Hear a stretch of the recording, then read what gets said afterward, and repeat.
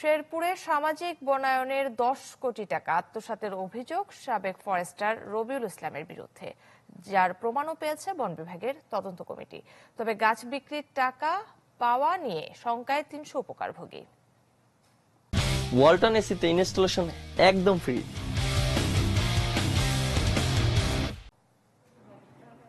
পাওনা টাকা পাওয়ার আশায় শেরপুরের শ্রীবর্দী উপজেলার বালিজুড়ি রেঞ্জ কার্যালয়ের সামনে ভিড় উপকারভোগীদের। অভিযোগ, সামাজিক বনায়নের গাছ বিক্রির 229টি লটের টাকা উপকারভোগীদের না দিয়ে আত্মসাৎ করেছেন সদ্য বদলি হওয়া ফরেস্টার রবিউল ইসলাম। রাষ্ট্রীয় কোষাগারে জমা দেননি 2021-22 ও 2023 অর্থ বছরে গাছ বিক্রির 10 কোটি টাকা। রাষ্ট্রীয় কোষাগারে রসিদ জমা না দিয়ে সাদা কাগজে লিখিত দিয়েছেন রবিউল। এছাড়াও তার বিরুদ্ধে রয়েছে বন বিভাগের বিভিন্ন বিটের গাছ কাটা ও বিক্রির অভিযোগও।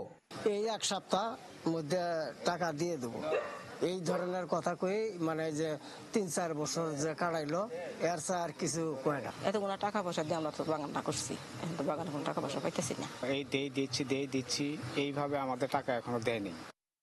সম্প্রতি তদন্তে এসবের সত্যতা পেয়েছে বন বিভাগের কমিটি। এরপর তাকে বরখাস্ত ও তার বিরুদ্ধে একটি মামলা হয়।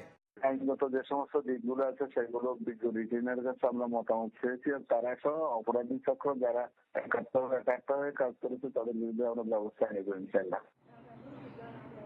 2016 সালে বালিজুড়ি রেঞ্জে ফরেস্টার হিসেবে যোগ দেন রবিউল। 8 বছরে 10 কোটি টাকা লোপাট করেছেন। বর্তমানে তিনি পলাতক। বিপাকে পড়েছেন প্রায় 350 উপকারভোগী ও শতাধিক ব্যবসায়ী। ইমরান হাসান রাব্বি, চ্যানেল 24, শেরপুর।